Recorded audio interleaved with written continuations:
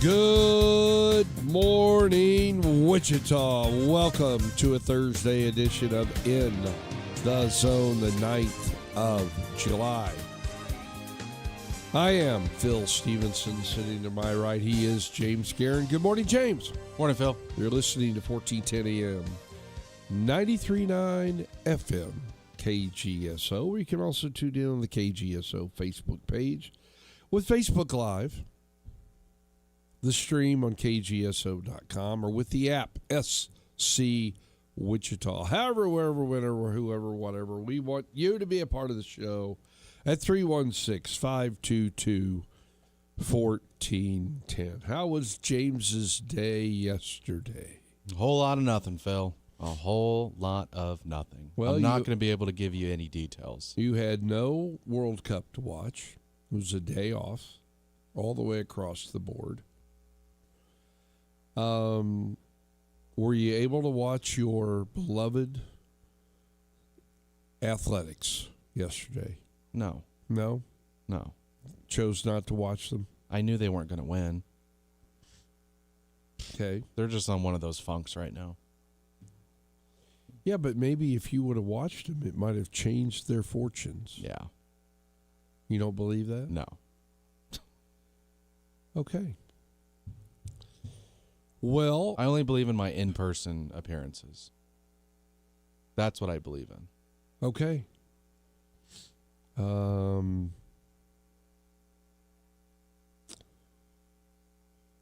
Any news out of the World Cup before we start the quarterfinals today? The only thing that I've really been seeing over the last day and a half has been there's been a lot of criticism in this Argentina game. And I'm talking about the VAR overturn of the foul that was 110 yards away from the play that happened. And there's never going to be an agreement between both sides, but that is kind of the big talk right now in the World Cup is Argentina, are they maybe benefiting a little bit from maybe some of the officials that have been involved in these games? And I don't really enjoy this discussion, but I do believe it is a discussion that needs to be discussed about. Okay. I had to do some digging yesterday. And so on the day off, I was just curious. I just wanted to see how many fouls each team has committed during this World Cup. Now, when you say fouls, is this yellow cards It's or a is foul. this just a foul? Just a foul. That either gave the ball back to a team or gave it to the other team. Is that what you're talking about? Anytime they commit a foul, anytime that they foul the other team, okay, that's a foul committed. It's like when you reach in, that's a foul. When you shoot a shooting foul, that's a foul.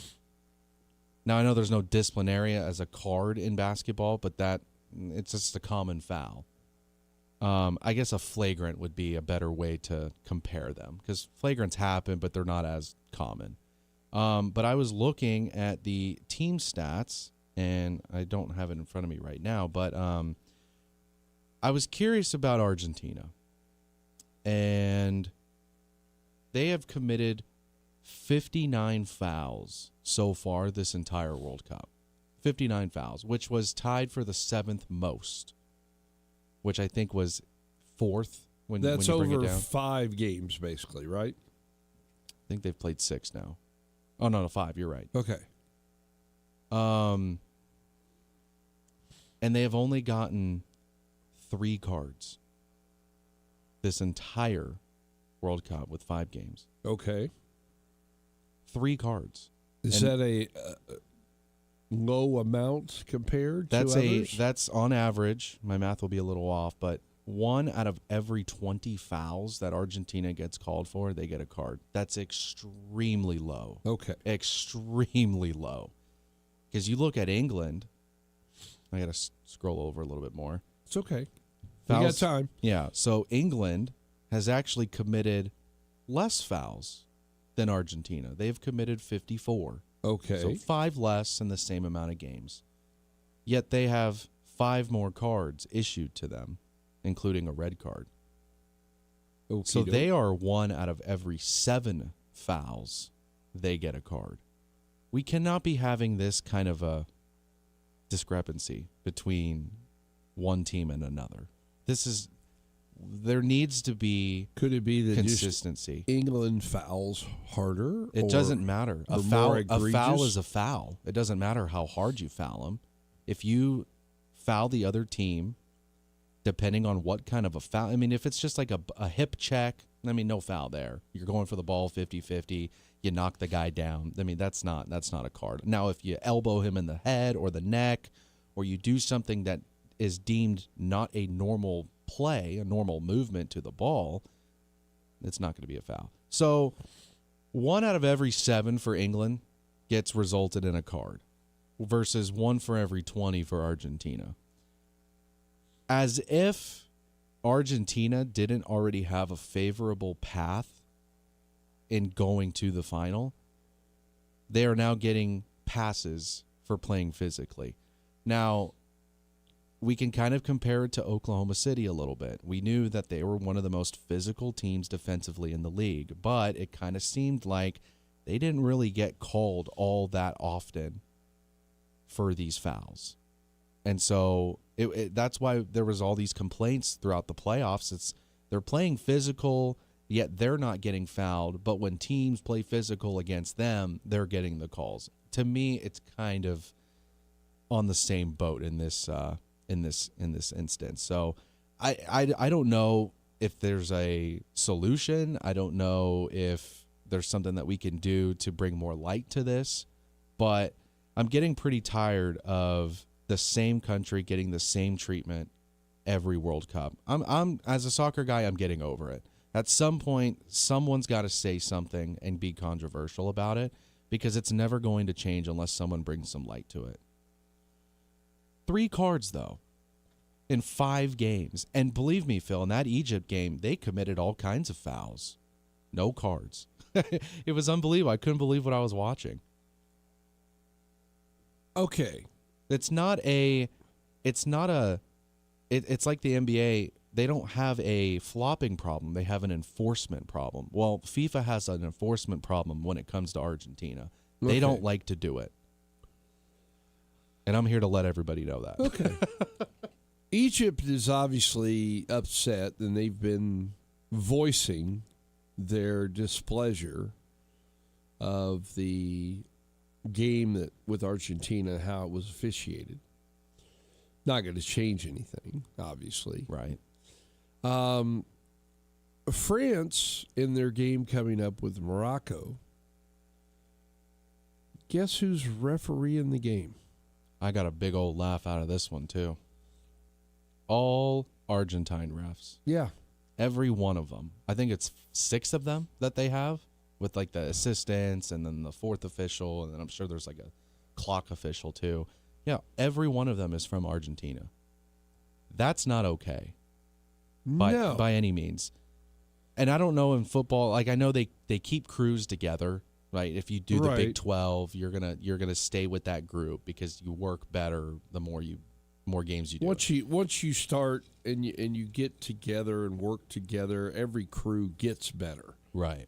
And how they know where their next closest official is, what they're going to be looking at, what they need to look at. Yes, crews get better as they work together. And the reason that this is probably a little bit of a talking point is because if you were to ask any Argentina fan, look on the other side of the bracket, tell me one team you don't want to see. France. It's France. Yeah. 100% France. Yeah, Spain's really good in their own right, but nobody wants to see France. So it's just odd. And I know coincidences are a thing, but when it's been happening like this for so many years, at a certain point, we just got to say enough. So it's frustrating as a fan that we can't just go through this tournament with no bugs. But obviously, that's impossible to ask for. We're always going to have some kind of drama, some kind of, issue to point out and complain about. But, this just so happens to be mine. You're fouling, you're not getting carded, and when people foul you, you're getting the calls. And I don't like that. I won't stand for it. It's not good for the game of soccer. It's disrespectful to the game of soccer. So that's what I got to say about that. Okay. FIFA does not use the same ref crews, by the way, game to game, like football does. And the NBA doesn't do it either. They mix it up. They do a pretty good job on mixing it up. Okay. There's a little bit of a bugaboo here. European lawmakers, excuse me, and I have a little bit of a sinus issue going on this morning, are gathering support to launch an investigation into the European Parliament of FIFA, their boss, Gianni Infantino, over his involvement in the decision to permit U.S. striker Phil Balogun to play despite an earlier red card. And apparently this has something to do with this guy's meeting with President Trump. He has been criticized for allowing politics to bleed into soccer. And his predecessor before him, I'm blanking on his name, but he's been very critical of Infantino because he is allowing politics to bleed over into the game. Okay. Sepp Blatter, that was the president before, and he was a very, very good president for FIFA. But it was kind of his relationship with Infantino is kind of weird because, as the, commissioner that comes before, the president comes before, you're supposed to be open to phone calls and open to talking to the new act in charge because, you want to be able to carry on what you had. Right. And he hasn't been open with him at all. He has been very against what Infantino has done for the game of soccer. He's been very critical of the expansion of the World Cup because this is a prestigious tournament, and allowing more teams to participate, it takes away from that prestige feeling to it. And I know we got to include some of these smaller countries sometimes and give them a chance. So I understand why Infantino wanted to go that way, but Blatter was more of a traditionalist, and he wanted to keep soccer the same way. Infantino, to me, is pretty similar to Adam Silver in terms of wanting to change the game, not just like globally, but they want to bring more light to it. They want to be more appealing to their fans, and traditionalists just aren't putting up with it. Okay. Let's go check in on the Maximum Outdoor Equipment Hotline. Say welcome. You're in the zone. Good morning. Hey, good morning. How you doing? Oh, I'm doing good. I just wanted to put a squash on that conspiracy theory that the refs from Argentina are going to somehow skew the outcome between France and Morocco. I mean, that's just a conspiracy theory. I mean, why would the Argentine officials have any say as to who should win that game? Now, if they were from Morocco, I would say that's a no.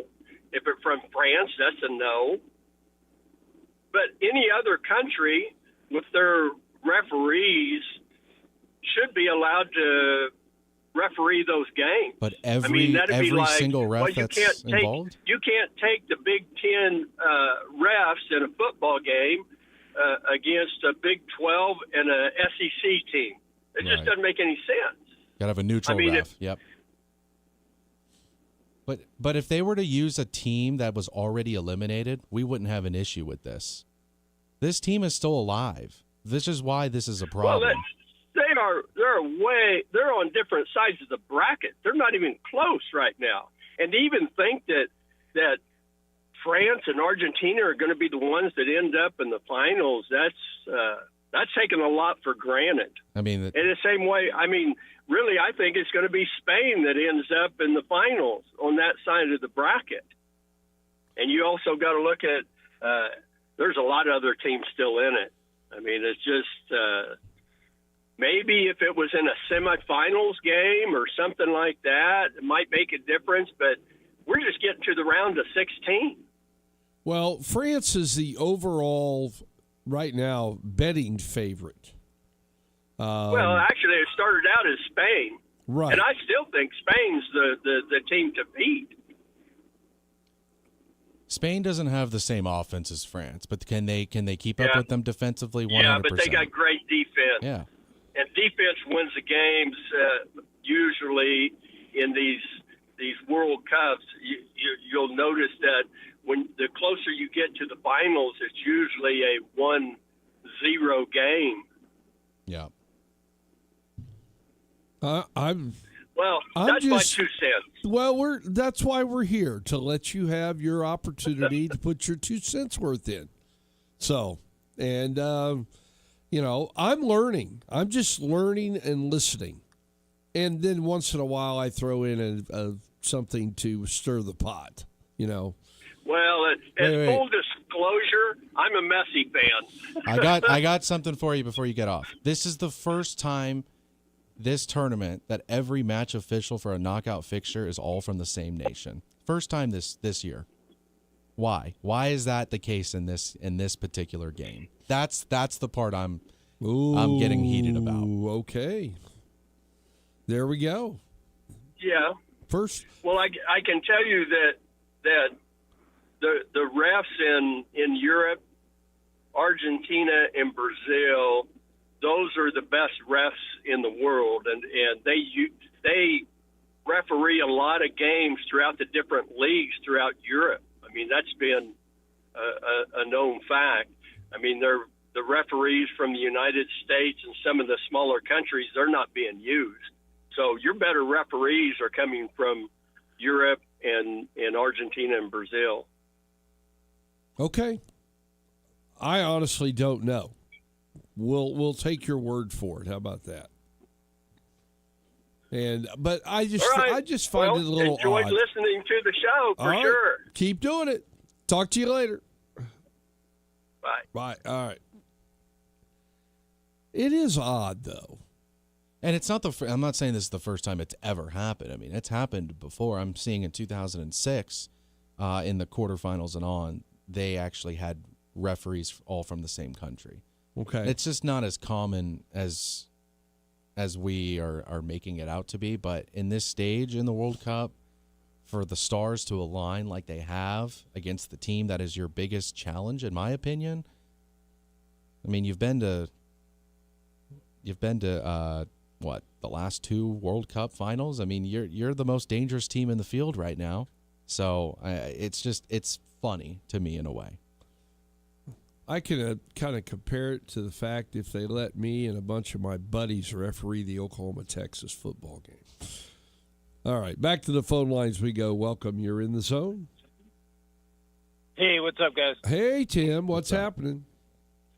Not much. Yeah, I got to go with James on this one. I'm sorry to the previous caller, but there's been so many scandals and everything in sports nowadays. They just come out left and right, one right after the other. And if it's going to present a bad look, then why do it? I mean, it makes no sense. You have all those referees from all those different countries. You know, like James said, some of teams that have already been eliminated. You know, I don't care if Argentina has the best officials in the world or not, and maybe they do, but that doesn't mean anyone's above reproach. And like I said, and now supposedly you have this scandal of the President Trump being involved in stuff like that, and that currying favor with one of the, getting the guy back in. One, it was a horse bleep call to begin with, and I don't think he ever should have got the red card. So, I mean, but I don't want to necessarily get into that. But, yeah, if it's a bad look and it's going to cause doubt or controversy, then avoid it. Don't do it. It makes no sense. And the numbers that James threw out earlier about Argentina with the red cards and, percentage of fouls versus cards and stuff like that, I mean, that's a bad look too, but that doesn't surprise me as much. I know we had the Michael Jordan rules, and then people claim there was the Tom Brady rules, and now the LeBron rules, and everything else. I know leagues are going to try to keep the face of the league, in the limelight as long as they can. That's what brings eyeballs. That's what brings fans. You get people hate watching as much as you get people rooting for the faces of the league. There's always the people that hate them, which is pretty much every other team or fans from every other team out there. So I get that, because it seems like every league does that except the WNBA, which, they were talking about earlier. It just seems like they don't give a damn about the face of their league. But, but I'm with James. I mean, if it even brings up, a hint of indiscretion, then don't do it. Find another option and even everything out. But that's all I got. Have a good one, guys. Thank you, Tim. Appreciate it. 522-1410. Tim, I'll be in touch, by the way. Tim's going to play with me in a golf tournament tomorrow evening. Oh, okay. Yeah. It's 9 holes in the daylight and 9 holes in the dark with glow-in-the-dark balls. Oh, this that ought to should be fun. interesting. Out in Augusta, a little fundraiser for the Cannons. So Devin says, did you see the scandal with Portugal and Nike paying off referees? You know anything about that? I don't. Okay. But we all know that Devin comes out of a right field with some of these Okay. stories. I don't know. I'm not going to rule it out. I'm not going to rule it out. By the way, where is Infantino from? Where's his country? He's Italian. Okay. All right. So we have France and Morocco today with some interesting sidebar notes attached to it as the quarterfinals in the World Cup kickoff. All right. I know you're still sticking with your pick of Spain. And they have a match tomorrow in SoFi Stadium against Belgium. Belgium knocked out the host country, the United States. Does Belgium have a chance in this game? Yeah, they have a chance as long as they can keep this a low-scoring game. But Spain still has yet to concede, so I don't know where they're going to find this offense from. I don't know where they're going to have to change. I mean, obviously they're going to go full strength and they're going to play all their best guys. But I know that there's been about 5 days in between that game and the quarterfinals. I still think that they played in that game against us with something to prove. Sure. They've moved differently in that game. And let's not forget that Belgium, they finished third last World Cup. They made it to the semifinals. And so, I mean, they're no slouch. This is not a team that, guys can just overlook and say, oh, yeah, it's fine. We got it. Belgium can be very sneaky. They can get a couple back in the net, but just the way that Spain has been moving together defensively, I don't know if Belgium has enough up top to get one in. Okay. Just looking at the odds, France, of all the quarterfinal games, is the biggest favorite over Morocco in these four. But they're all reasonable, I guess you would say, from an odds standpoint.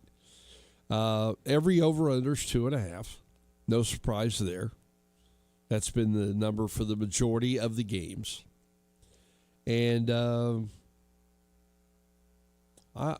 we got one more game in Kansas City. That's Saturday evening, 8 o'clock on Fox. And today's game, is it 3 o'clock Eastern time? Or is it 3 o'clock our time? I think it's 3 o'clock our time. Okay. In the game today. Yes, 3 o'clock from Foxborough, France and Morocco. You'll be able to watch that. Yep. So, good for you. I'll be at the ballpark today. So, I'll expect the full report tomorrow, as always. Okay. It's break time here on In the Zone. I'll come back. Who knows where the conversation will go next? Stay with us.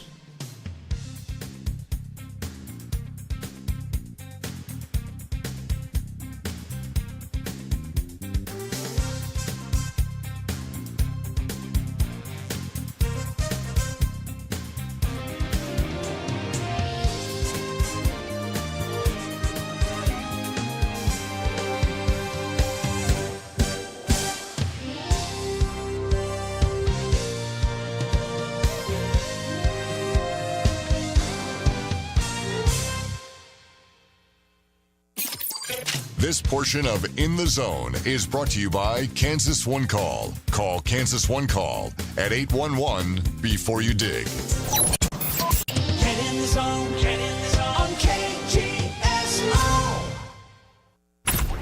This is The Herd. You got to be consistent. With Colin Cowherd. Mike check. Walker Kessler, a legitimate defensive big. This is what I've been preaching now since the new Laker owners, Dodger owners came in. It's not about clinging to the past. It's about spending money and looking through the windshield, not the rear view mirror. This is The Herd. Weekdays at 11 a.m. right here on KGSO and on the SC Wichita app.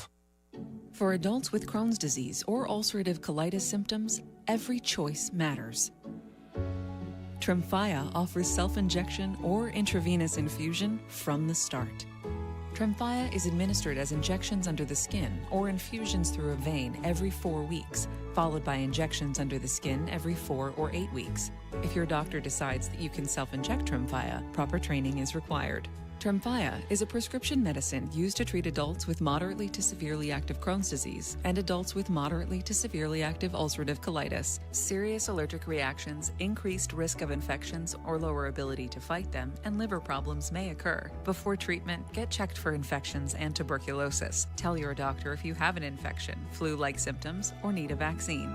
Explore what's possible. Ask your doctor about Tremfya today. Call 1-800-526-7736 to learn more or visit tremfyaradio.com.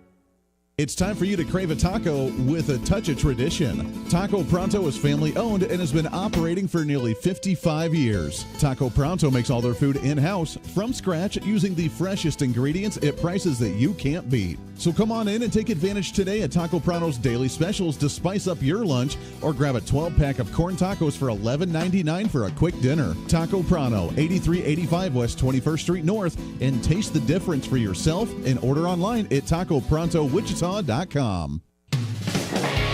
Coins and Bullion, Kansas's premier bullion dealer. If you want to add gold and silver bullion to your portfolio, there's no better place to go. Make sure to check out Phil's Coins online at philscoins.com. And with the largest variety of items, you'll find exactly what you're looking for. Phil's Coins and Bullion, 9344 West Central Avenue. Go check them out today. Phil's Coins and Bullion, philscoins.com.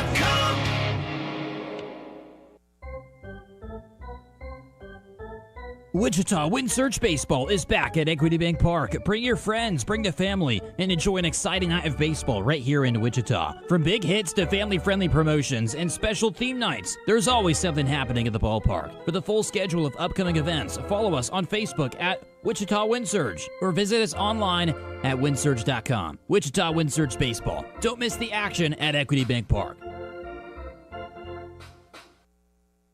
Wichita's sports leader, KGSO, is brought to you by Devon Jaimes. Devon Jaimes Injury Lawyers. Call 888-8888. That's 888-8888. Beating the competition every step of the way. This is Wichita's sports station, KGSO.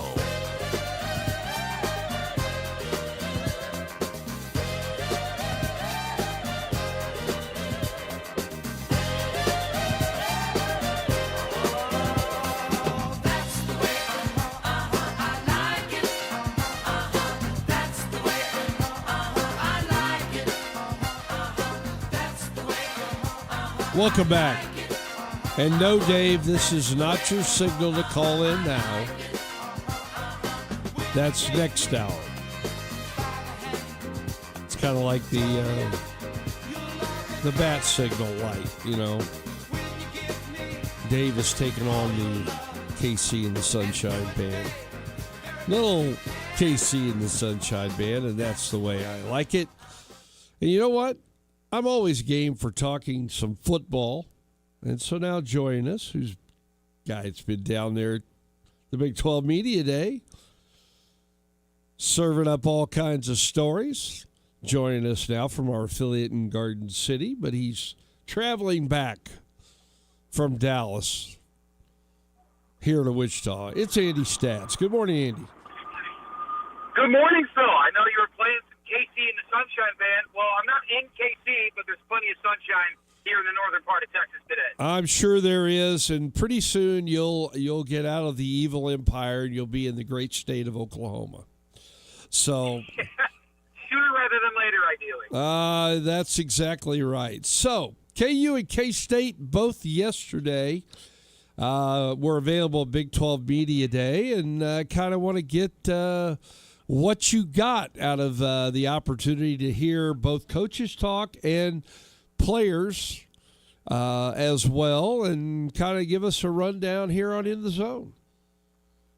Yeah, as you mentioned, Phil, 2 of the 8 teams of the Big 12 that participated in Media Days yesterday were both our Kansas University Jayhawks and our Kansas State Wildcats.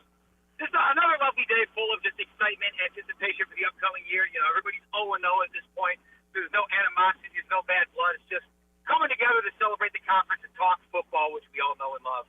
Head coach Lance Leipold, head coach Colin Klein of both the Jayhawks and Wildcats both took the podium. I got to ask a question to both of them.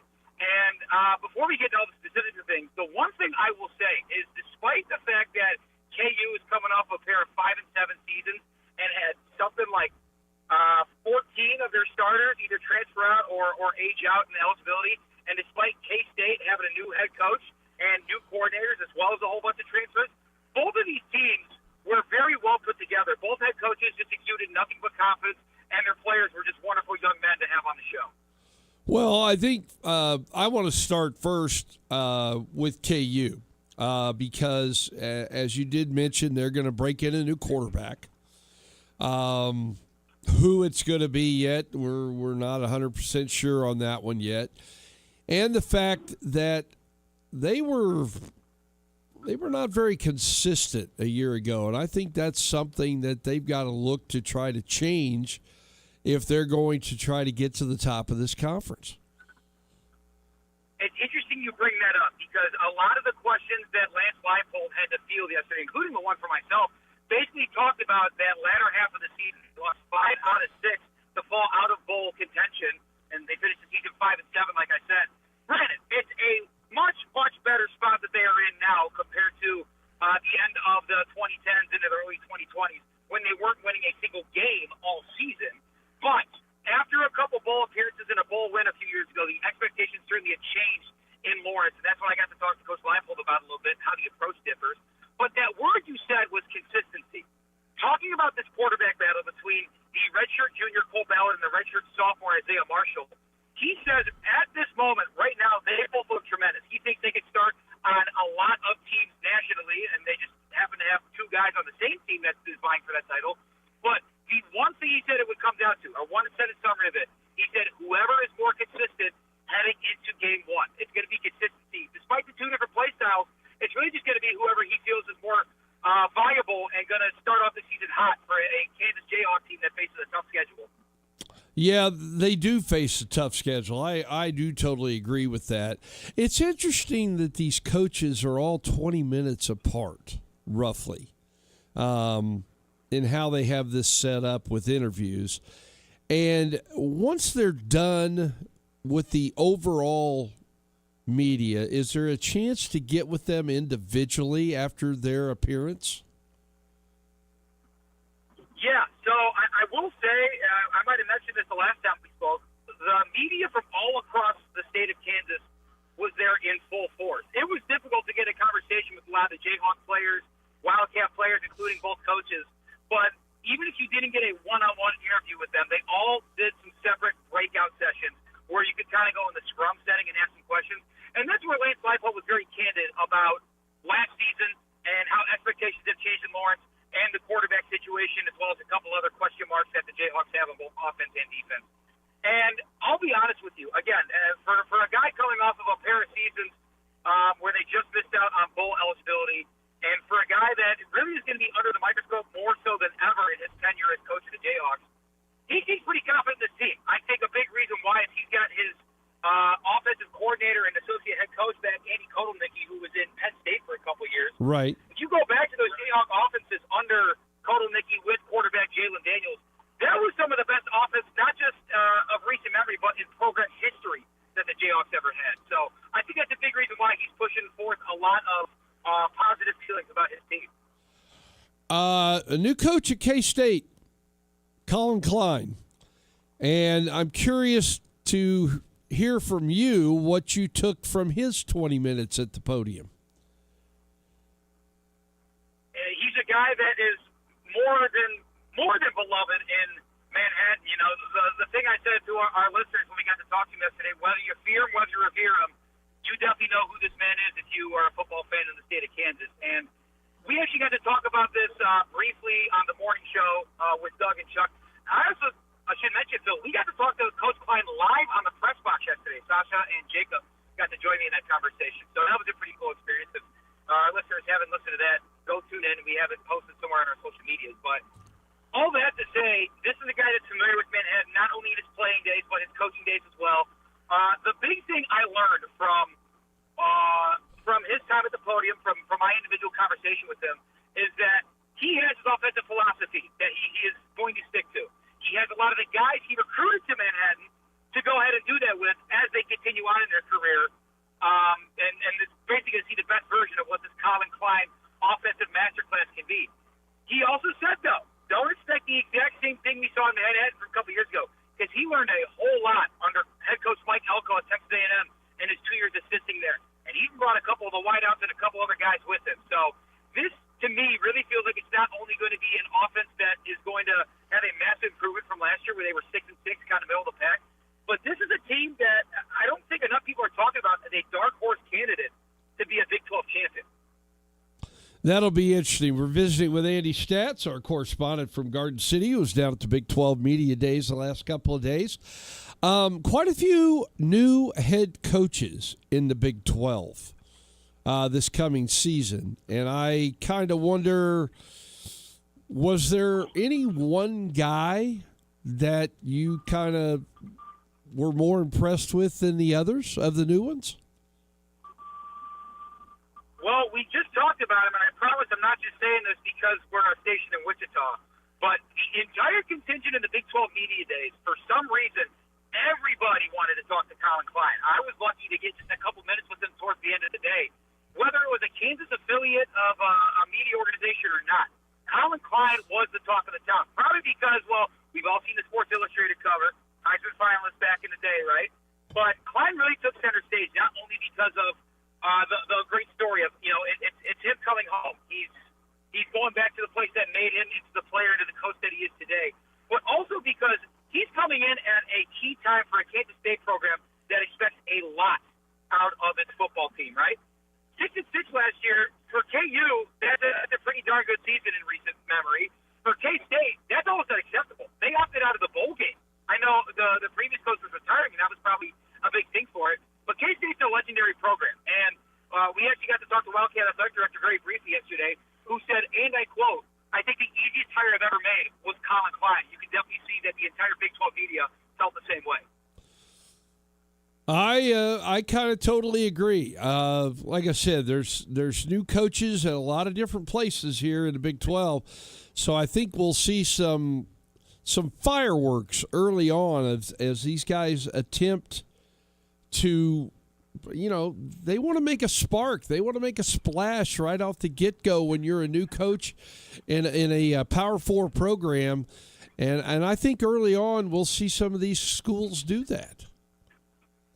It's a good point. I mean, if you look at the schools that have new coaches, only one of them, Oklahoma State, with the new coach Eric Morris taking over for Mike Gundy, is a school that you look at where it's like, all right, they're more than likely not going to be in contention for like a late season contender in this conference. But as the aforementioned Colin Klein at Kansas State, Morgan Stanley's taking over at Utah since Kyle Whittingham's going to the University of Michigan. Utah's probably the second or third favorite team to win the Big 12. And then you got Jimmy Rogers at Iowa State, who Rogers is an FCS national championship winning coach. He's taking over for Matt Campbell, who bolted for Penn State. These are new faces that are going to have to hit the ground running because they have such high expectations their fan bases are already used to because of the years past. Absolutely. Well, Andy, I appreciate you taking some time during your drive back home here to Kansas. And, if you're running any trouble in the state of Oklahoma, you know who to call to help you out. Phil Stevenson, man, what would I do without you? Thanks for having me on. Absolutely. Hey, safe travels. We'll talk to you soon. Yes, sir. All right, there goes Andy Stats joining us here on In the Zone. Take a break. James returns. And the Diamond Highlight Zone is next.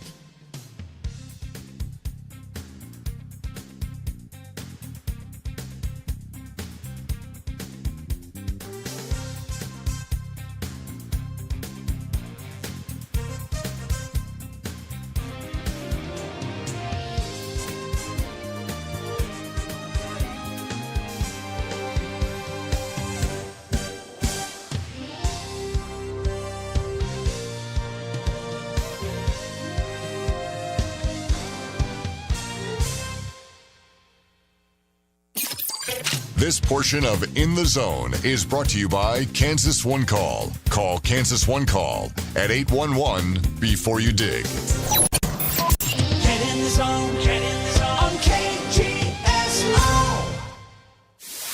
Want to hear more of KGSO? Don't forget to download our app today. Fill out weekly surveys. Register to win great prizes. Listen live.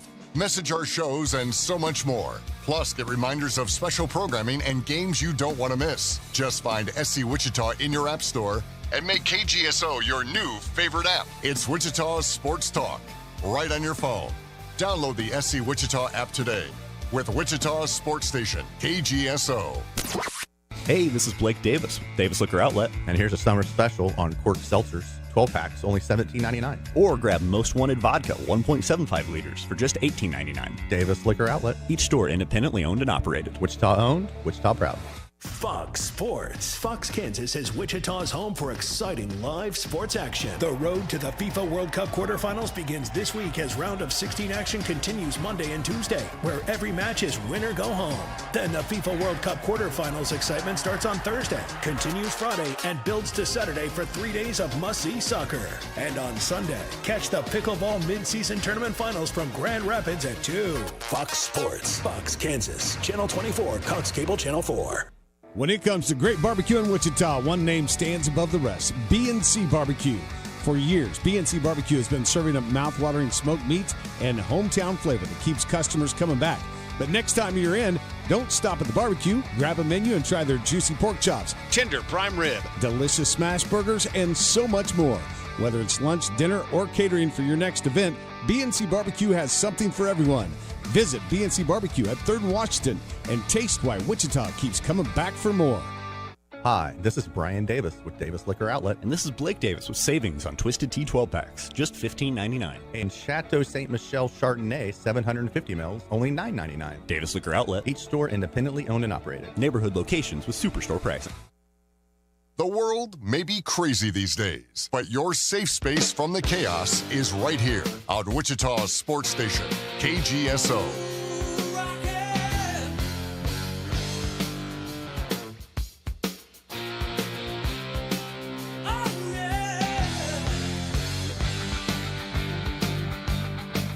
Little 38 special brings us back here on In the Zone, and it's special because it is now time for the Thursday edition of the Diamond Highlight Zone. James and I recap some of yesterday's games. We don't get to them all, but we get to enough of them to keep you up to date in Major League Baseball. James, start us off. Number 5, we're going to start with your Cubbies, Phil. 9-7 over the Orioles. Woohoo! Colin Rea for the Cubs, 5 1/3, 2 Ks, 7 hits, 3 earned, 2 walks. He goes to 7-5. Dean Creamer for the Orioles, 5 innings, 4 Ks, 6 hits, 4 earned, a walk. He falls to 1-2. Pete Crow Armstrong, 2 home runs in this game. He was 2 for 4 with homers in the 3rd and the 5th. Seiya Suzuki had a 3-run home run. Pete Alonso had a 2-run home run. And Tyler O'Neill came in the game as a pinch hitter, and in both of his plate appearances, Phil, he went yard. Good for him. All right, Cubs win. Detroit 6. The Athletics won. That can't be a top 5 game for you. Yeah, it is. Only because I didn't talk about him yesterday. It is because Jake Rogers came off the bench in place of Dingler and got 2 hits, one of them being a home run to spark Detroit. He was 2 for 2 with 2 RBIs. And Torkelson hit his 15th home run for Detroit, a 3-run shot in the 5th inning. But your Athletics, pretty good offensive team, could only muster 1 run yesterday. Unearned, I might add. As Troy Melton for Detroit, 5 1/3, 4 hits, 1 run, unearned, 1 walk, and 9 strikeouts. And then 3 relievers gave up 3 hits the rest of the way. And Detroit, they're making a little noise out there. They're within 8 games of 500 now. 6-1 over the Athletics. Number 4, Rays over the Yankees, 3-0. When really it was Yankees 0, Jonathan Aranda 3, as he drove in all 3 runs for Tampa Bay in 3 different plate appearances. Shane McClanahan, 6 1/3, 5 Ks, 4 hits. He goes to 8-5. Garrett Cole, 6 1/3, 6 Ks, 7 hits, 3 earned, a walk. He falls to 3-4. The Yankees have now struck out 45 times over 3 games. Ugh. Go Tampa. I like to see that. The Bo Sox beat the White Sox yesterday, 5-0. Second straight day that they've done that. Peyton Tolley got a win yesterday. For the Red Sox, Jake Bennett, left-hander, goes 7 innings, 4 hits, no runs, 1 walk, and 4 Ks for the W. And they kept talking about how the White Sox were scoring runs in bunches. Not so far in this series. They have not. Shortstop, I can't even say this, Tsing-Chi Chang for Boston. He goes 2 for 3 yesterday and drove in 2 runs to lead the Red Sox offense. 5-0. Red Sox over White Sox. Number 3, Braves over the Pirates, 3-0. Phil, here we go again. Jared Jones was pulled after 6 perfect innings on 77 pitches. After the game, they asked him. He said he was fine with the decision because it was only his 8th start after elbow surgery. Oh. How many starts are we going to give these guys before we just let them loose? Come on. Well, 77 pitches. You got to wonder if they've set up a pitch count. This is the 8th start. I know, but did they set up a pitch count based upon, like 1 to 4 starts? You get 60 to 70. You get 70 to 80 in the next 4 starts. I don't know. This I'm is just why throwing ideas out there. This is why I believe baseball has a marketing problem, because managers have more of a decision to decide a player's fate than in any other sport. Right. You're trying to chase history, Phil. You go out there and do it. You attempt it. You give up a base runner, get him out. I don't understand why that art has been lost. If you have something good going for you, keep them in there, let it ride it out, and if they mess up, take the blame for it. These managers are so scared of taking the blame for things these days. What happened to that? They don't want to. They don't want to be accountable anymore. I'm over that. Okay. Anyway, they gave up their first base hit 2 batters later after he got pulled. Joey Bart had a 2-run home run. Drake Baldwin had an RBI single. And the relievers for Atlanta, 6 Ks, 1 hit in the final 4 innings of this game. All right, Braves win. I'm just bringing this up because it doesn't happen very often. The Los Angeles Angels win a game. Yeah, they need to be included. 13-1 over the Rangers, 15 hits for the Angels as they were led. Joe Adell, he's the first guy up on this list. He hit 2 home runs, giving him 13 on the season, drove in 5 runs with those homers. First baseman Vaughn Grissom added 4 hits and 4 RBIs in the game. And Mike Trout hit his 18th home run for the Angels, and it was not a solo. It was his first game back from being injured. Yeah, well, he adds a 2-run home run in this game. That batting average next to his name just does not seem right. Does not seem right. I agree. 234. But maybe he'll get on a roll. Who knows? Angels 13. Texas 1. All right, number 2, Marlins over the Mariners, 2-0. Tyler Phillips for the Marlins, 5 innings, 3 Ks, 4 hits, 2 walks. He gets his second win on the year. George Kirby, 6 innings, 7 Ks, 8 hits, 2 earned. He falls to 7-8. Kyle Stowers, he had a solo home run, his 12th of the year. And Xavier Edwards had an RBI triple. He was 2 for 4. And current batting champion Otto Lopez, he is also 2 for 4. He's at 343 now. Okay. Blue Jays hammer the Giants 10-0, but the score is not what we want to talk about. Dylan Cease, Blue Jay pitcher, 8 innings, had a no-hitter going into the 9th. The last time he had a no-hitter going into the 9th inning was in 2022 for the White Sox against the Marlins. The guy that broke it up. Don't tell me it was the same guy. The guy that broke it up was Larissa Rise from the Marlins at that point. The second hitter coming up in the 9th inning for the Giants, Larissa Rise. But Juliet Ramos spoiled what could have been really interesting history as he got a leadoff single in the 9th inning to break up. How many pitches was Cease at? 118. Oh. So they let him go to try to get the no-hitter. I'm for that. Yeah, I agree. And when he got a hit, they took him out. Yeah. And no shame. The reliever comes in and gets 3 up, 3 down. And the game's over. Cease struck out 11 in his 8 innings of work, giving up just the 1 hit. And this guy, third baseman for Toronto, Kazuma Okamoto. This guy has come out of nowhere. 2 for 5 yesterday, 4 RBIs. Hit his 21st home run of the season for the Blue Jays. 10-0 victors over the Giants.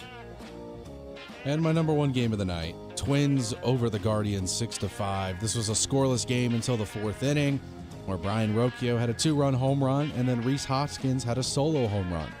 Then in the bottom of the 4th, the Twins, they walked in a run, had a sac fly, and then an RBI single. In the top of the 7th, the Twins had an RBI single, a sacrifice bunt, which then there was a fielding error on. That's so elementary. Whatever. Then the bottom of the 7th was even worse, Phil, when 2 bases loaded walks happened and brought in 2 runs and tied the game. And then Allen Roden with a walk-off RBI single. He was 2 for 5 and had 2 RBIs. And the Twins win. All right. I got to talk about the Royals. They lose to the Mets 6-2, but it's not for why you think. Well, it is why you think. It's a Q problem. That's exactly what it is. Salvador Perez got an RBI single in the 6th to tie the game. We got to the bottom of the 8th inning, and newly appointed closer Alex Lang is put into the game. What happens? He gets 2 outs, gives up 3 hits, walks a guy, 5 earned runs. Why do you put your closer into the game in the bottom of the 8th inning? Because you're up 2-1. You're not. You're down. It's 1-1. Oh, to prevent. To prevent. Once again, it's a managerial problem in KC. Second hour coming up next.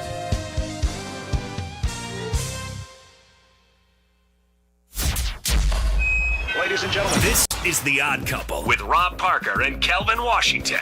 And it is Jason Tatum and friends. What kind of pressure's on him right now in B-Town? I think just the normal pressures that he's always had. Even when he didn't win the Finals MVP, if you want to just be honest, go look at the numbers. Who led in every statistical category? It was Jason Tatum. This is The Odd Couple with Rob Parker and Kelvin Washington. Evenings on KGSO. And find KGSO on the SC Wichita app.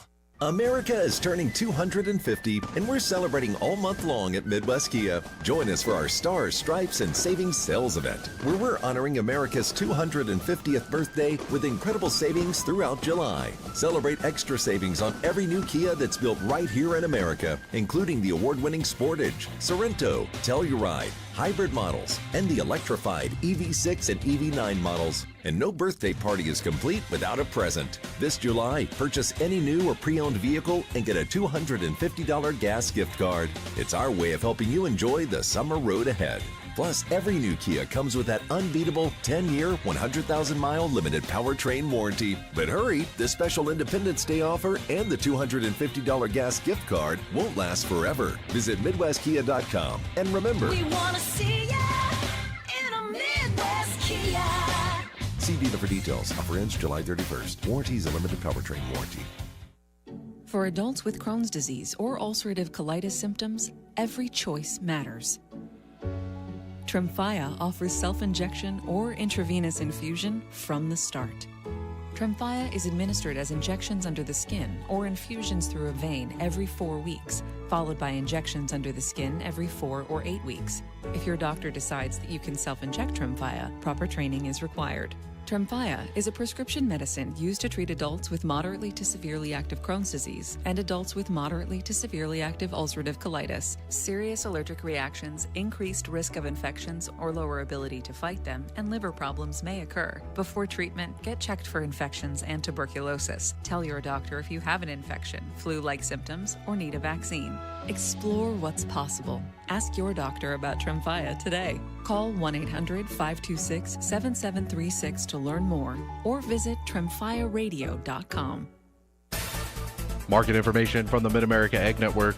I'm James Guerin. Moving through Thursday over in the corn market. September corn down 3 3/4 at $4.31.5. Kansas City wheat for September up 4 1/2 at $6.49 3/4. In the bean market, August beans down a dime at $11.83 1/4. Soybean meal for August up 90 cents at $3.1320, and soybean oil for August down 30 cents at $70.55. In the cotton market, December cotton down 59 cents at $80.08. In the energies, crude oil for August down 86 cents at $72.66. Unleaded gas for August down 3 cents to $3.07. Heating oil for August down a dime at $3.55, and natural gas for August down 12 cents at $3.09. And over in the stocks are little changed as traders assess U.S. and Iran tensions, with the Dow Jones currently up 110 points at 52,458, the S&P 500 up 27 points at 7,509, and the Nasdaq up 101 points at 25,971. Market information from the Mid-America Ag Network.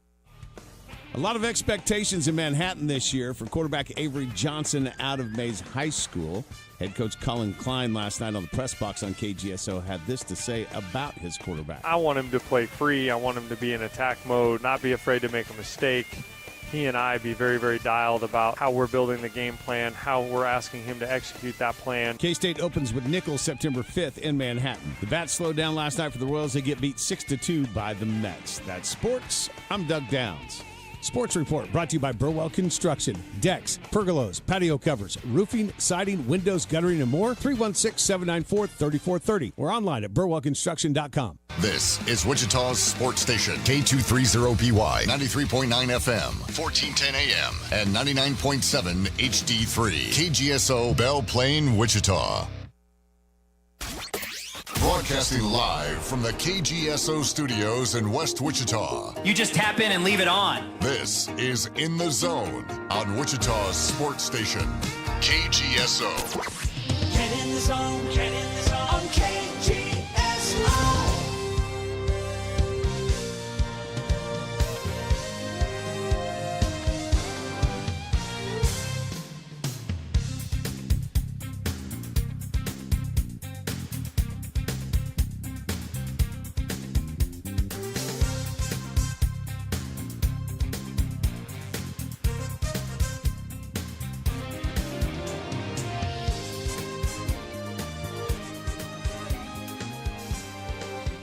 Welcome back. Hour number 2 of this Thursday edition of In the Zone, the 9th of July. I'm Phil. That's James sitting to my right. Good morning again, James. Morning, Phil. Okay, I got to get this off my chest. Okay, managers make mistakes. I get it. I made one a couple of weeks ago when we had a 1-0 lead over Derby and going to the top of the 6th inning, and I didn't really want to use my guy that's been closing for 2 innings. So I tried to bridge it with a new guy we brought in. Didn't work. I should have put the closer in for the final 2 innings. We probably won the game 1-0. Ended up losing 4-3. But why? I just somebody please. I watched this guy close a game on Sunday for his 8th save in Alex Lang. Can anybody out there, including you, James, explain to me in a 1-1 game on the road why you bring your closer in or your newly appointed closer into the bottom of the 8th inning?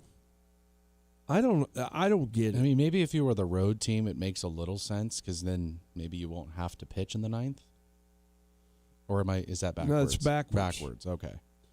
You're the visiting team, and you bring your closer knowing he's only going to go 1 inning.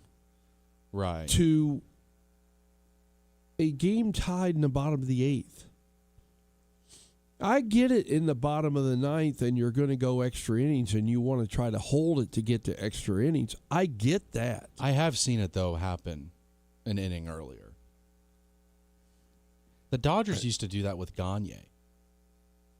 And I know Gagne is his own entity. Yeah, that's true.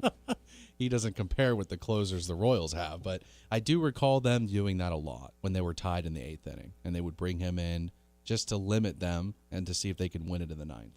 Well, they got a run in the 9th, but it was a little too late of a 6-2 loss. I just don't. I'm just baffled. Anyway, the loss by the Royals means the win by the Angels means the Angels are back to within 1 game of not being the worst team in the American League. Oh, and by the way, the Rockies have now managed to only half a game back of the Royals. Tie the Royals in the win column at 38. And the Mets, with that victory, are now 1 game better than the Royals. They would have been behind the Royals if they would have lost this game. Oh, well, or tied with whatever it might be. I saw that and I'm like, that makes no sense to me whatsoever to do that. But this has been the epitome of the Royals season and the management that's been going on, I guess you would say, of this team. So, but we're too late into the season for them to tell them goodbye. To do what? To tell them goodbye. See ya. Why now? Yeah, because why later? I mean, why would you pay another manager at this point to come in and take over a lost cause? Do interims get a pay raise mid-season? Oh, they probably get something extra if they're already on staff. Right, okay. They probably get something extra. So you're paying a manager the rest of his contract, and then you're paying the interim some more to be. And the Royals, as we well know, are not big spenders. And I know no coach would ever accept these terms, but, you know, from the team's perspective, they should have a clause in there. If you fail to perform, we don't need to pay you. Like, yeah, it should be but that no way. one would sign that contract. No, they would not. Little wild card update here in the major leagues. The Yankees lead the wild card They have a 4-game lead in the wild card race. Cleveland is 3.5 behind them. Texas is the next wild card team right now at 500. The Twins are a half game back, half game under 500, or a game under 500, I guess I should say. Houston 1.5 back, the Blue Jays 2.5 back, and the Royals have now dropped to 8.5 back. It's a lost cause at this point, the way they're being managed and the way they're playing on a regular basis, and with all the injuries they have. Yeah, it's a lost cause. You know, you need to be sellers at this point. Well, I don't know if really my A's are all that much better, Phil. They've given up the second most runs in the entire league, and now they hold the worst run differential in the entire league. Well, congratulations. Thanks. But you're only 5 back. You're one good week away from being in the wild card hunt. I don't think they're going to have a good week. They may not. And losing Brent Rooker, it's been hurting them. They're 1-9 in their last 10. They can't buy a win. Well, they don't have the money anyway to buy. They have the damn money, Fisher. They have the money. He's a Gap baby. I don't know if you knew this. His parents founded Gap. I didn't know that. Yeah, that's where he got all his money from. I've bought a couple of things from there over the years. Yeah, his parents founded it. Okay. That's why he has all this money. Well, I need a new pair of khakis. Maybe you can help I couldn't me even out. tell you the last time I went to a Gap. Me either, for that matter. All right, in the National League, Cubs have a 1.5 game lead over both the Phillies and the Marlins right now. If we stop today, the Marlins would be in the playoffs. I don't think anyone would pick them, though, to win a series. No, probably not. The Cardinals 2 back, Washington 3.5, Pittsburgh 4, San Diego 4.5 back, who, by the way, managed to score some runs yesterday. They beat Arizona 10-4. Diamondbacks 5.5 back, and then Reds, Mets, Giants, and Rockies. Look forward to next year. Maybe not the Reds so much. They're probably not looking forward because they have Terry Francona as their manager. You're not a fan of his? No, I am. I think they have a chance still. I just don't know if they have the pitching to move forward with that. But we'll see. You know, I still haven't figured out how the Philadelphia Phillies have a -10 run differential. Well, we knew the first 30 games were atrocious. Oh, yeah. They were awful. With the exception of really Wheeler and Sanchez, their starting pitching was not very good. But they're 9 games above 500 now, chasing the Braves. So, you know, could be at this point. Only 5 teams with a positive run differential in the American League right now. And 6. 6? Oh, yeah, there's 6. Okay. I forgot about Boston, who keeps losing even though they're... Hey, they're 8-2 in their last 10. They're turning things around slowly. They're 12 games behind the Rays. That's fine. They were just 10 games behind 10 games under 500. Now they're only 6. No, okay. Making some headway. I'm just still impressed by the Marlins. Just a lot of no-names. Nobody we know other than Alcantara as a pitcher. Well, Otto Lopez and... Yeah, okay. Otto Lopez, shortstop, who leads the National League. Well, leads all of baseball hitting at this point. So we'll... Oh, no wonder. What? Oh, wait, never mind. I thought that was current manager. Don Mattingly's their all-time winning manager. I thought he was there currently. I was like, I didn't know that, but he's not. Don Mattingly is managing the Phillies. He's still there? He just took over this year. They got rid of Rob Thompson, who had taken over for Joe Girardi and taken the Phillies. It says Don Mattingly's on the Phillies. That's what I thought I was talking about. Oh, I was talking about the Marlins. Oh, you're talking about the Marlins. No, he left the Marlins a long time ago. In 22. So he's been with the Phillies now for some time. Well, this is his first year. I'm looking at his stat page right now. Who was he with up until? He wasn't a coach the last 3 years. He was inactive. He was just He was collecting hanging out. money from somewhere? He was just hanging out, yeah. Okay. Yeah, no, 22 was his last year, and then 26. Well, the Phillies brought him in, and now he's managing. How about that? So, all right. I do want to throw this out. Saw Joe Carter yesterday. I was up in Kansas City for a College Baseball Hall of Fame ribbon-cutting ceremony at the Prairie Fire Museum, where the College Baseball Hall of Fame is going to be located here. Hopefully later this year it's going to open the doors. If not later this year, early next year. And they opened up a small segment of it, deal where people can go in and it's like a simulated hitting thing. You hit a softball with It's a virtual soft cage. bat. Yeah, it's a virtual cage type deal. That's it. I was up there yesterday. Ran into my old teammate, Joe Carter. He was there for this event, also a College Hall of Fame member. And he is going to be on his way to Toronto next Thursday, a week from today, for a Saturday unveiling of a statue outside of the Rogers Center where the Blue Jays play of his World Series home run from 1993. World Series winning home run that he hit off another former teammate of mine, Mitch Williams. But anyway, we were talking. So he's going to come on the show, I think right off the get-go, 9 o'clock on Wednesday. We'll talk about that. We'll talk about a little bit of the College Baseball Hall of Fame. We'll probably talk about our inept golf games, although he's pretty good. I'm bad at this point. But we'll have him on. I'm also working on Sean Johnson, who is vice president with the Minnesota Twins. He's a Wichita native.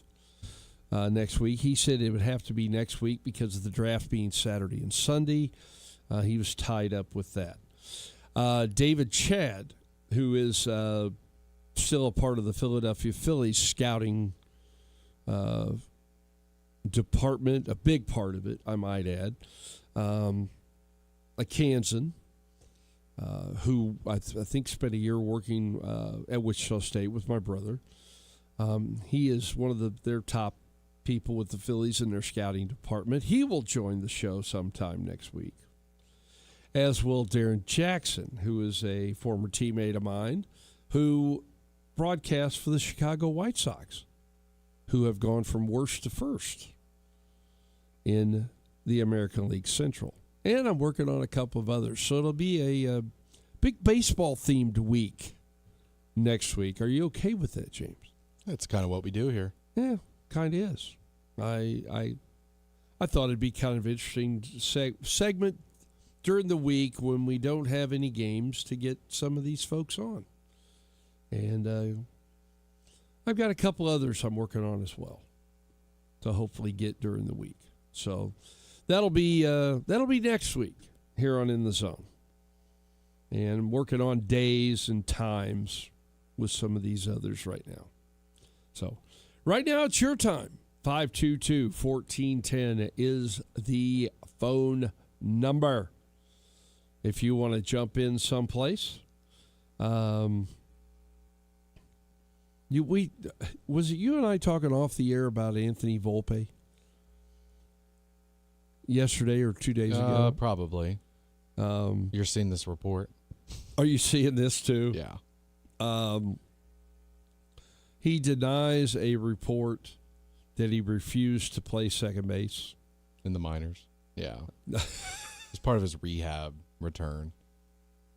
But I think people in New York are fed up with him. You and think? I think they're just trying to find any way that they can to make sure that he doesn't stay on the team because, I mean, the stat that I brought up, I don't know if we said it on air or not, but he's got, in his first 3 years, he's had 1,800 plate appearances, and he's the only player in baseball history to have a below a 285 on-base percentage with that many plate appearances.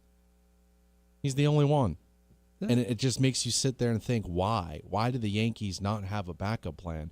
Why do the Yankees continue to move forward with this guy?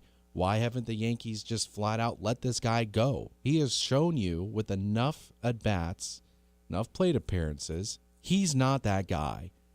And I don't know why the Yankees are supposed to be smarter than this, right? They're supposed to be. They're supposed to be, the team that knows right from wrong, and they don't with this guy. So sometimes, we like to go into our conspiracy theories and we like to, think of situations that seem fake, but there really might be something here that we don't know about that has not been made public. Do you have pictures? Well, I mean that's a one branch of the conspiracy theory tree you could go down in terms of the why. But I mean, obviously that stuff's not true, but it's fun to joke about. And but yeah, I really don't understand the Yankees and their decision to continue to go with him.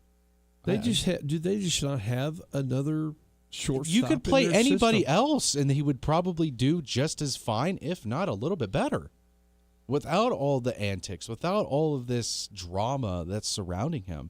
The Yankees got to get rid of this guy. They're not going to ever go anywhere if you have this guy playing short. The sooner that Boone figures this out, the sooner that life will get a little bit easier for them. But you're going to continue to trot out a guy who doesn't produce, yet you're expecting him to produce, and he doesn't produce. And then you act shocked when he doesn't produce. It's like, what? Have we lost, scouting here? Have we just lost the ability to just watch a player and just say, yeah, he doesn't have it? I think maybe we are. But analytics would even make this guy look worse. Which really confuses me about this whole situation. Are the Yankees a team in the market for a shortstop? They should be. I mean, to trade for a shortstop here before July 31st. And is there anybody out there that would trade them a shortstop? I'll tell you what, Phil, and this market's not going to like to hear it. If they continue to struggle, the Royals, Bobby Witt's not staying. I'm sorry. He has an opt-out. Right, it's a few years down the road. I think it's after the 2028 season, which is just 2 years away. Right. He has an opt-out. And if the Royals continue to, basically, in my estimation, blow this opportunity where they have a good core of players. They need outfield help. We've been saying that for 3 years now, and they've not addressed it. And they've attempted to. They've attempted to address it by putting basically a Band-Aid over a dam that's about to bust. Oh, I mean, every year it's somebody new who is on the downside of a career or who never had a great career, was very average, marginal player, and year after year they bring them in and they fail. And either at some point you've got to do a better job in your scouting department to address this issue and have a guy. You've been drafting this will be the third year in a row you've been drafting in the top 10. You got Caglione 3 years ago, who spent a year in the minors, then he came up in his second season, or I guess first full season, they bring him up. Now he's in his second season in the major leagues. He's starting to figure it out because you put him at the top of the lineup and you left him alone. And you played him against both right and left-handed hitters. Or pitchers, excuse me. And is that where you need to go? I mean, I don't know who they've drafted first outside of Caglione with their draft picks in the first round. But you have a good core of players. Your Carter Jensen maybe he's not the best behind the plate yet, but he's going to hit. And he's a very young player. You have Bobby Witt. You have Miguel Garcia. You've got a platoon situation right now because Jonathan Indy is hurt at second. Pasquantino, is he the guy? We hope he is. He has been. But if he turns out not to be, you move Caglione to first. But you've got to address your corner outfield spots. And if Caglione's going to be in right field, then put him there and leave him there if you're going to hang on to Pasquantino. And you've had some good starting pitching. A lot of it's hurt right now. But to me, this team has been so poorly mismanaged on the field and in the front office. And they keep talking about, these guys, retaining these guys are doing such a good job. We're going with the analytics, but blah, blah, blah. That's just garbage. It's about wins and losses. And you're not winning. And you're mismanaging players, in my estimation, of how you use guys and what you do. And I'm not a know-all of baseball, but I probably know more than the average fan. And when the average fan thinks this, and people like me think this, and you're not doing anything about it, you're the problem. I wouldn't be shocked here if in about 2 years, when that player option year comes around, Bobby's got to make a decision. I think it would be very wise of him to call up Mike Trout, get his perspective. Be like, look, man, we know how your career's gone. We know you're a great player, but you've been on a very bad team your whole entire career. Is that worth it? Yeah. Or would you rather have wanted to go out somewhere else and win? I think that's a conversation that Bobby's going to have. Is he going to want to stick around and play for an average team his entire career, or does he want to play October baseball? Well, that's really up to him at this in a couple of years. And yes, we know Kansas City is a lower end market team from a revenue source and everything else. And they want this new stadium, and they think this new stadium is going to solve all these problems. What's going to solve all these problems is you spending some money to get some quality outfielders around this core of players and play better. And get a guy that knows how to manage the game and not just look at a damn book. You can laugh. It's okay. I can go hire a Wall Street accountant to look at a book and read numbers and do this. I need somebody that at least pretends that they know what's going on and they see trends, and you see how guys are reacting in certain situations. And not always, everything is not always by the book. And that's the trend in Major League Baseball. There's very few guys who just manage. And, okay, this is what it says, but that's not what I'm feeling right now. It's not what I see right now at this point in time. But you could say this about a lot of different teams across the board. And you go, okay, well, why does Tampa Bay win? They're an analytics organization. Well, they find a way to continue to bring up and have young players who come up through their system, pitchers, hitters, time and time again. They're doing something right within their system of what's going on, who's scouting, who's doing this, who's doing that. That is not working for some of these other organizations. You can say the same thing about the Los Angeles Angels. Why don't they win? Well, their owner They're in a huge care. market. Their owner doesn't care to win. That's exactly right. He's fine with just making the pocket change as it comes. You know, it's a toy for him, I guess. And that I believe across all sports needs to be changed. We don't want just greedy billionaires being in charge of a team. We want someone that wants to win. Right. I agree. Take a break. We'll let James go do his thing. And I'll do mine next with Phil on the Grill after this timeout.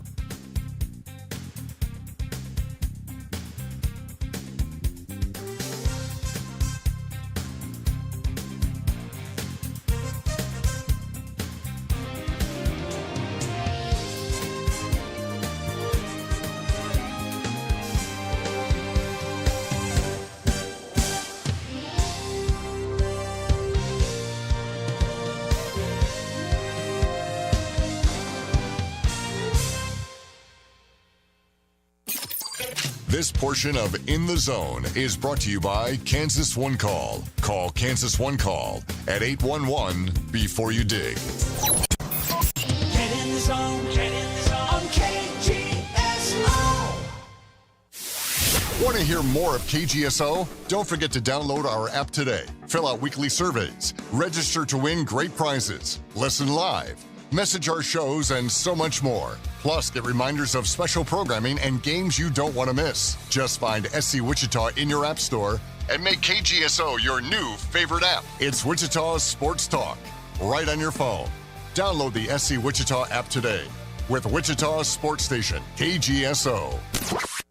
Temperatures may be climbing, but the prices are dropping at Rusty at Ford. Get $10,000 off MSRP on a 2026 F-150 XLT. Prices as low as $54,655. The F-150 STX is $9,000 off MSRP and starts as low as $42,335. Or you can save thousands and snag 4.9% for 84 months. Plus, these come with 2 years maintenance. Visit RustyAtFord.com. Simply the best place to buy. With approved credit, see dealer for details. Wichita Clear Bra, your quality auto spa. Window tinting, ceramic coating, paint protection film, vinyl wraps, full wraps, clear, stealth, and color. WichitaClearBra.com. Wichita Clear Bra, your quality auto spa. The official language of football is trash talk, late-night group chats, memes, and unbelievable highlight clips. That's why Boost Mobile brings you our new Global Connection Plan, the first plan ever made for WhatsApp. Get unlimited data, talk and text, international roaming, and calls to over 100 countries for just $40 a month. $40 price includes $5 a month auto pay discount. After 40 gigabytes of premium high-speed data, speeds will be lowered. Coverage not available everywhere. Visit store or boostmobile.com for details. And the match is about to begin. Most of the team is out with COVID-19, so there'll be some substitutes tonight. What's this? We have an unexpected guest on the field. It's a dog. Well, they could do with extra players. She's going for the ball. Are from paws, hands or feet? Soccer season is full of surprises, and COVID-19 could be one of them. If you test positive, prescription medications may help. Ask your doctor if they're right for you. Learn more at PfizerForAll.com. Sponsored by Pfizer. Wichita's sports leader, KGSO, is brought to you by Devon Jaimes. Devon Jaimes Injury Lawyers. Call 888-8888. That's 888-8888. Wichita owned. Wichita proud. This is KGSO.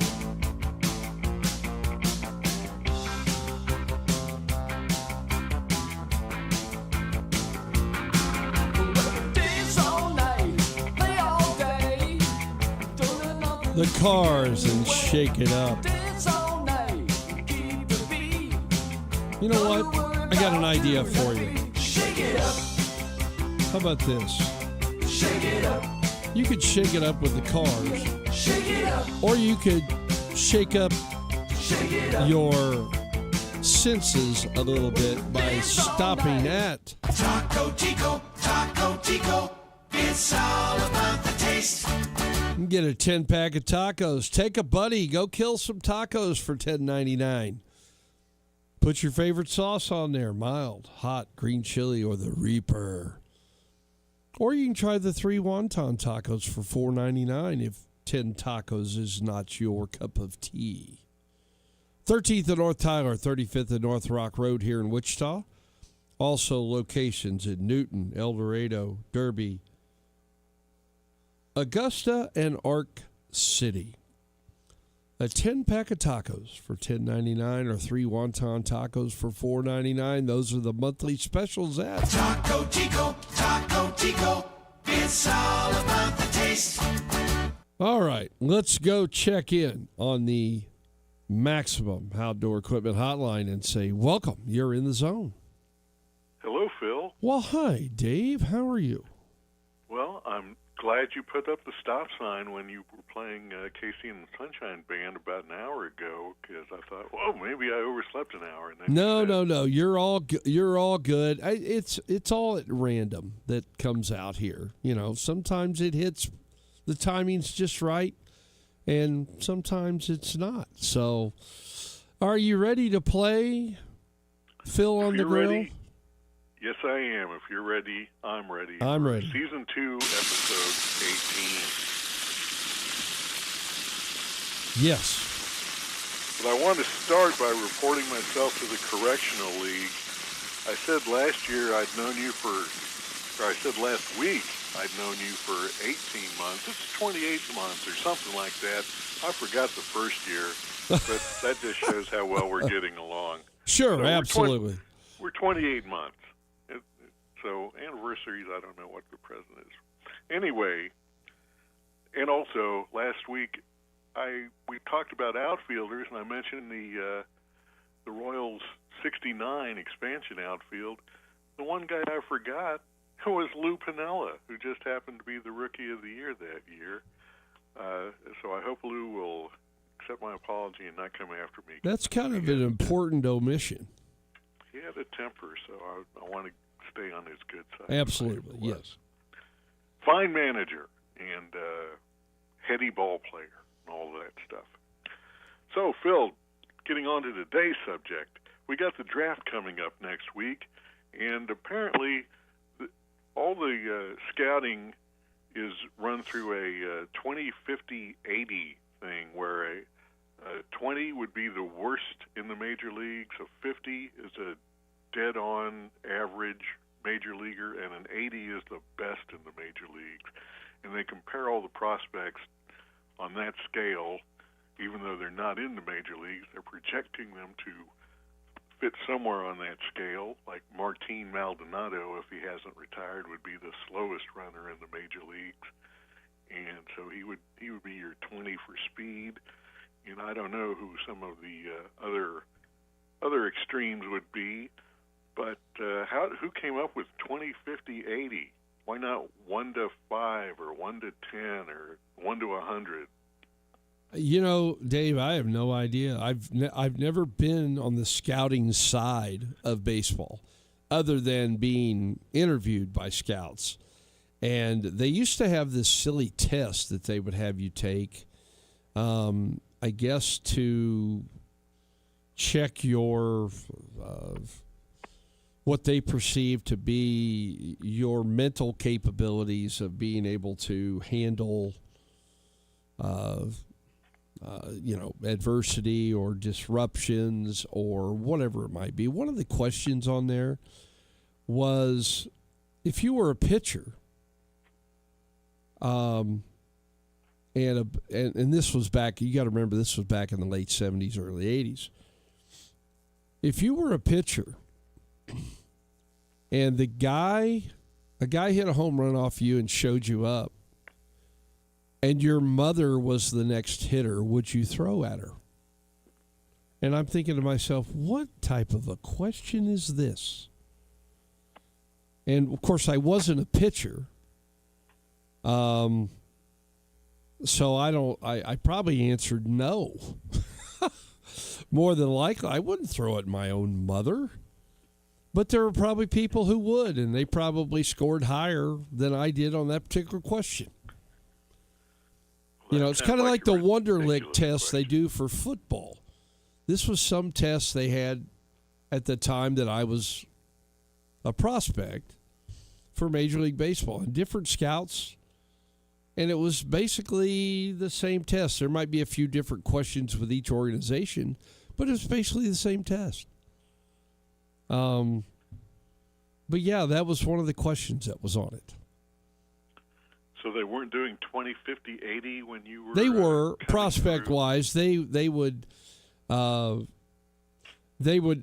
project each part of hitting for average, hitting for power, arm strength,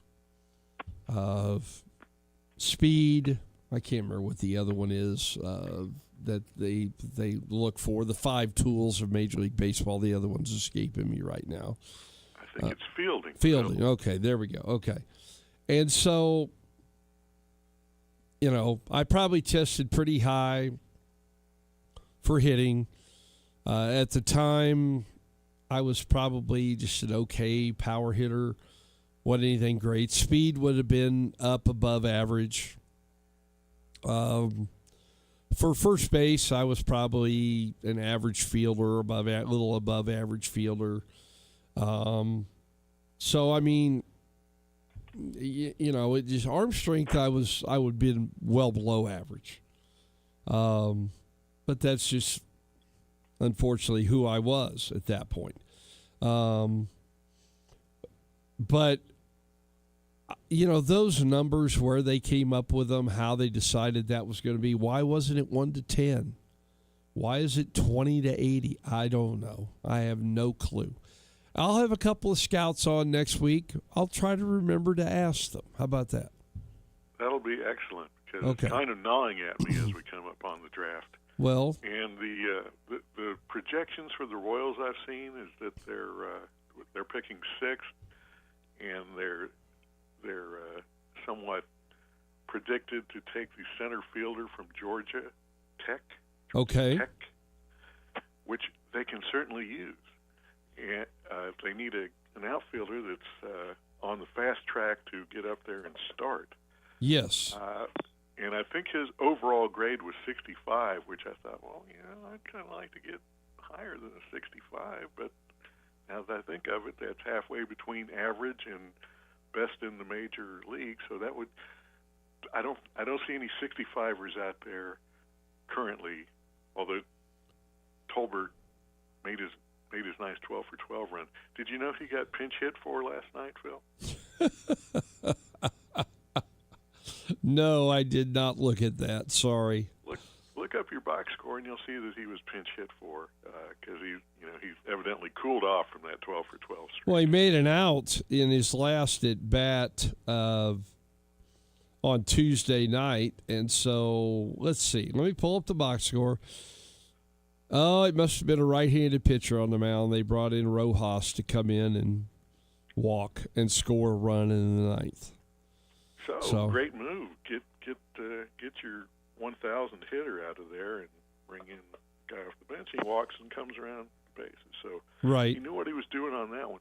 I think the reason that they put Lang in the 8th was they were coming through the Lindor Bichette part of the order, and he figured, I got to get him now if I'm going to get him, so I'm going to put my best pitcher out there. And then they had a series of dink dunk bloop, and then finally loaded the bases and hit the guy to bring in the lead go ahead run, and that's why. But Lang was coming up on 40 pitches by that time, so it was it didn't work out in the grand scheme of things. No, it did not. Not when you've been using the guy as a closer, and then all of a sudden you change that role. I hate to say this, but baseball players become creatures of habit. And when they're in a good habit of things going on, and you change them from that, sometimes they don't react near as well. And that's the way it is. Sports Illustrated has the Royals selecting the best pitcher available out of college. kid named Jackson Flora out of UC Santa Barbara. That's who they have the Royals taking in this one. Now, I'm going to go over here to Baseball America, who has a mock draft that they have put together so far. And they have, whoops, where'd it go? You got to go back up here. Oh, for some reason, they have put me on the subscription list that I have to buy a subscription. Oh, boy. So that's not happening right now, Baseball America. I hate to tell you this. But anyway, that's one of the mock drafts that I looked up. I've got one more that, if you'll bear with me here, Dave, I'll pull this together. I will bear, Phil. Okay. I'll bear up like a Baylor bear. They have the Royals taking a high school shortstop out of Florida. Well, that doesn't make a whole lot of sense. Not when you need help as soon as possible. That's probably not the guy at this point. Oh, well. Dave, anything else right now? Well, I enjoyed your conversation with Mr. Stats.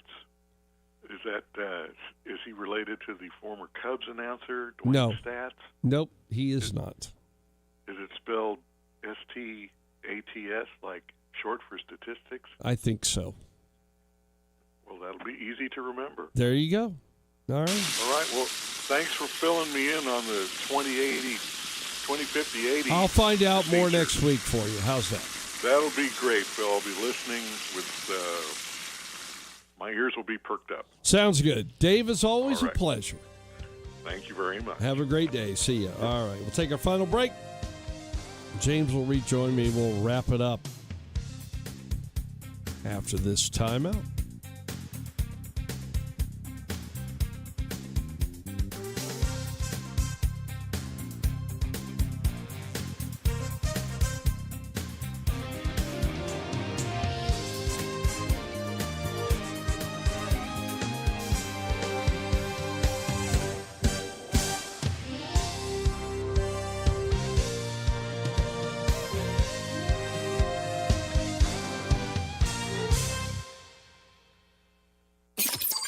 This portion of In the Zone is brought to you by Kansas One Call. Call Kansas One Call at 811 before you dig. Get in the zone. Get in the zone. On KGSO. This is Stu Gatz and Company live. The audience wants this. You're listening to Stu Gatz and Company live. Izzy, I am so confused. The United States appears to finally be good at soccer, and I have no idea what the Celtics were thinking by trading Jaylen Brown to a team they just lost to and making the Sixers a better team than the Boston Celtics. So confused. Stu Gatz and Company live. Weekdays at 2 p.m. on KGSO and on the SC Wichita app. Hey, Phil Stevenson here, and when I need to get in the zone to watch the big game, I head over to Dino's Grill and Tap Works at 21st and Webb Road in Cambridge Market. It's the place to watch all the big games. With TVs everywhere, a great selection of ice-cold beer on tap, and the best happy hour in town from 3 to 6 daily, and all day Mondays and Thursdays. That's half-price wells, martinis, and the perfect margaritas. And oh man, the food is awesome with something for everyone, from great apps and salads to ribs and steaks to homemade pizza. Check out a game at Dino's at 21st and Webb. Are you looking for a better healthcare experience? Look no further. Kingman Healthcare Center is a full-service hospital and 24/7 emergency room with little to no wait times. Kingman Healthcare Center was recently named a Top 20 Critical Access Hospital by the Chartist Center for Rural Health. Top 20 in the entire nation. Come see for yourself what all the celebration is about. Exceptional care every time. To learn more, visit our website at kingmanhc.com. Back to school starts now. Get long-lasting battery life on the Dell XPS laptop powered by Series 3 Intel Core so you can work from anywhere. Now starting at $699 with exclusive student pricing starting at $599. Complete your setup with savings on select monitors and must-have electronics and accessories. Limited time deals and free shipping on PCs and more await you at Dell.com/deals. That's Dell.com/deals. KGSO has a new app. Listen online, call the shows, and register to win big prizes by finding the SC Wichita app in your app store.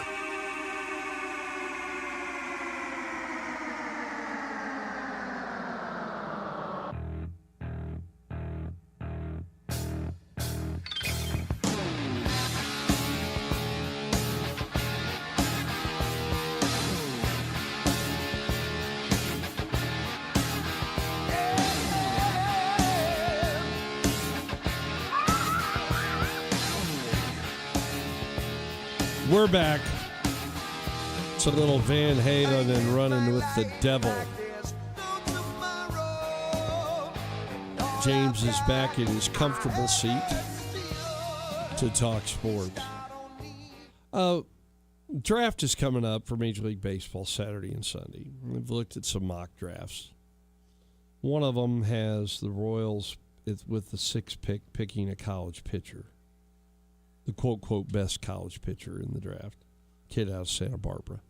And he Another would fall mock to draft, 6? huh? And he would fall to 6? 5 hitters before, according to this mock draft. Is that what you're saying? Be. Well, they take a pitch. They decide to take this mock draft says they're going to take a pitcher.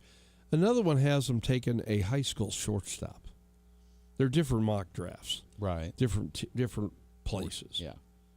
And I contend they need to draft the best college hitting outfielder that's available and get this guy to the big leagues, if at all possible, because that's where they need the most help, because they obviously don't have anybody else in the minor league system, or they would have brought him up by now, in my estimation. But I don't know. What do I know? If I'm the Royals, I think it's time they draft a manager. Yeah, I heard we got one here in Wichita. We do? Yeah. Where?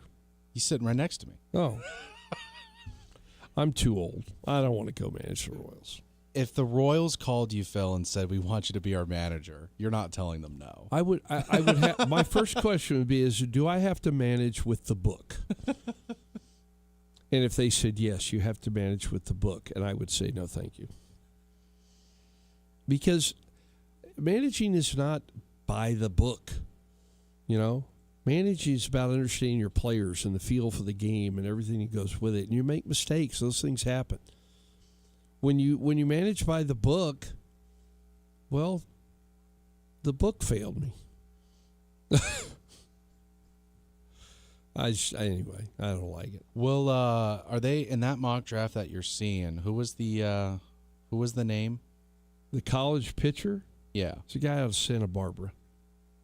Do they have Tanner Malley going before him in this draft? I don't know. Oh, I thought you maybe had like the 1 through 5 or the 1 through 10 in front of you. No, I have one draft. One of the this one here has Jackson Flora is the pitcher out of Santa Barbara. Mm-hmm. Who's the guy you brought up? Tanner Malley. Hit 446 last year, and he's an outfielder. They have the Royals taking a high school shortstop in this one. Right, but is that name before them? No. Oh. It is not. It's not even down here listed down the road in the first round. It's probably because he's a Western Michigan guy. Could be. The highest batting average for a power player is Jared Advincula from Georgia Tech. He's a second baseman, though. So, I mean, the Royals don't really have a dated. I mean, they kind of do, but they want shouldn't they want a long-term second baseman? Yeah. There's a catcher out of Georgia Tech that is the top Georgia Tech guy. I don't think you can take a catcher that early. I don't know. Not especially for a position that doesn't play every day. They have the Royals taking Jackson Flora out of UC Santa Barbara with the 6th pick. The outfielder that some people have clamored about is Drew Burress, center fielder out of Georgia Tech. They have the Athletics taking him with the 8th pick. Oh, Jackson Flora led the ERA, and it wasn't even close. Right. This is Sports Illustrated, who's one I'm looking at right now. They have 2 different catchers, one from Georgia Tech, one from Arkansas, going in the top 10 this point. And I still do not see the guy that you brought up first. At this juncture of me going through all this. I can't say I would fault the Royals for taking a pitcher because they are going to need more pitching as they move forward. But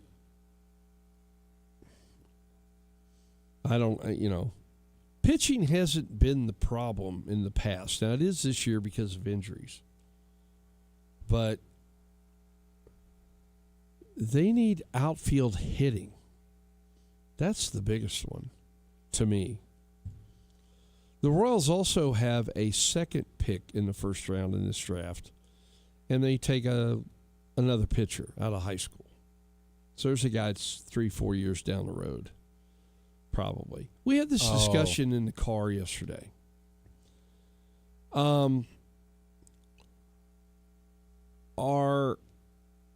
Has it become over the last, high school players were very dominant in drafts through the 80s, 90s, before that even into the early 2000s. College players seem to be more on the radars of teams now than ever before. Well, I think the reduction of the draft had a lot to do with it.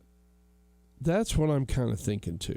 Since COVID and the draft has dropped to 20 rounds, you don't see as many high school players picked because teams are taking college players to find out, number one, to fill their minor league teams with a little bit more veteran player, but number two, to see if those guys are actually, they'll have a better idea within a year or two if this guy's got a chance to make the big leagues. I would think, anyway. So, have you heard of this one? Uh-oh. Because high school players use the metal bats, making that jump to wood immediately sometimes doesn't translate. It's a good possibility. It could result in a higher injury rate. In today's world of travel baseball, most of travel baseball for high school age players is wood bat. Summer leagues are now all wood bat. Including yours? Yeah. We've had our share of firewood developed with some of our hitters. That you crack a bat and it's good to burn at that point in time. I don't know. I just think there are, high school pitchers I kind of see because you got an idea. The only thing you're worried about is when does an elbow blow? Right. With this problem of guys throwing so hard so early. I don't know. I'm just sitting here looking at it. I'm going, okay. If I'm the Royals, yes, I'm worried about Bobby Witt Jr. opting out. If we don't do something to improve this club immediately. And if they're not going to improve the club, do not Just let the guy walk. No. Trade. I think that's the bigger issue that could come up. Is, maybe he won't be here for the future, but if they don't get anything for him, that's when you're really going to lose these fans. Ooh. And this is at the same time you're trying to get a new stadium built. You can't lose the face of your franchise and move into a new stadium.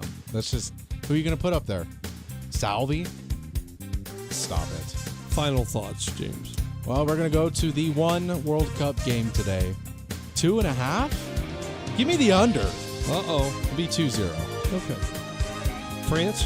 2-0 France. All right. The Herd's next, followed by Stugatz at 2 and the Press Box Boys at 4 o'clock. For James, I am Phil. You have a great day, Wichita. See ya. This is The Herd. The Herd. You got to be consistent. With Colin Cowherd. Mic check. All right, this is interesting. Draymond Green of the Warriors.